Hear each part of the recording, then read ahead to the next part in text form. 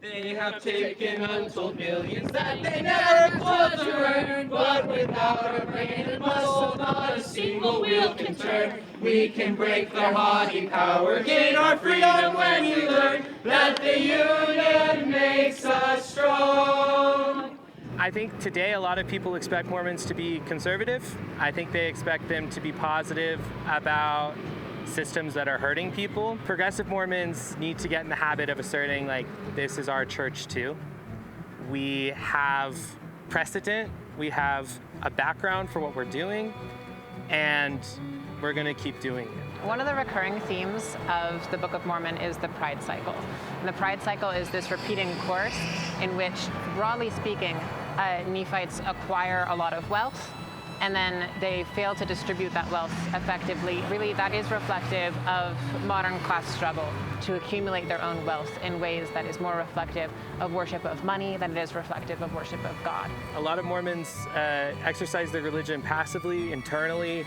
It's about, like, whether you're watching R-rated movies or, like, swearing. And then that kind of releases us from our obligation to help the poor, to help the oppressed, to, like, do active, like, political work to make sure that, like, our nation and society are representing God, they're representing the values of Jesus. There's a story in Mosiah 18. King Noah's like a wicked king in the Book of Mormon narrative. Very much fascist tendencies, surrounds himself with yes men. Alma flees King Noah's court and he starts a new community, a new church as it were, with a few hundred converts. And a main feature of this community is equality, which is a threat to the way King Noah runs things. Alma creates a society that counters the one King Noah created. It's in direct rebellion to King Noah. There is something revolutionary in creating this countercultural society where people are making sure that each other's needs are met. People from the group called Mormons with Hope for a Better World took to the steps of the Utah State Capitol this afternoon to speak out against the genocide in Palestine. I'm a leftist. I work for the liberation of all people because of the principles that my faith taught me. A group that has recently organized calls itself Mormons with Hope for a Better World.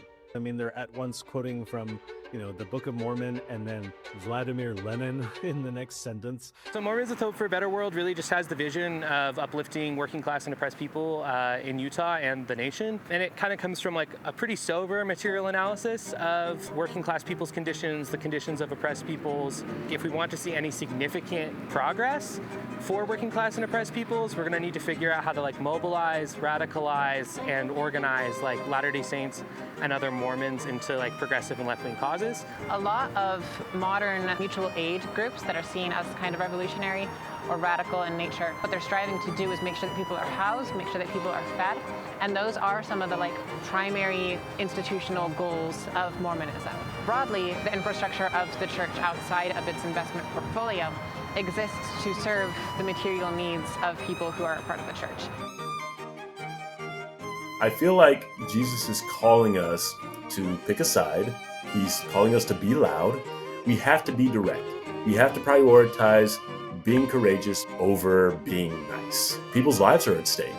The vision of Mormonism was always supposed to be one of, like, inclusion, the kingdom of God. And so, like, the reason we don't emphasize these as much, basically because those values were threatening to the United States, we're kind of trying to reclaim that, like, that spirit of optimism that the kingdom of God is possible, that we have the tools to build it, and that it's just going to take some faith, humility, and, like, real work to build it.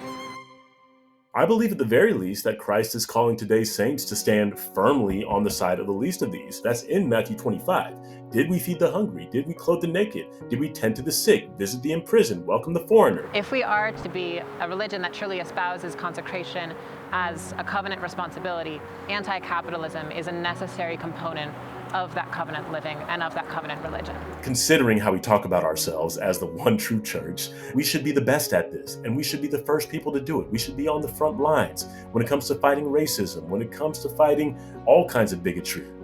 But that is not who we are. Not yet.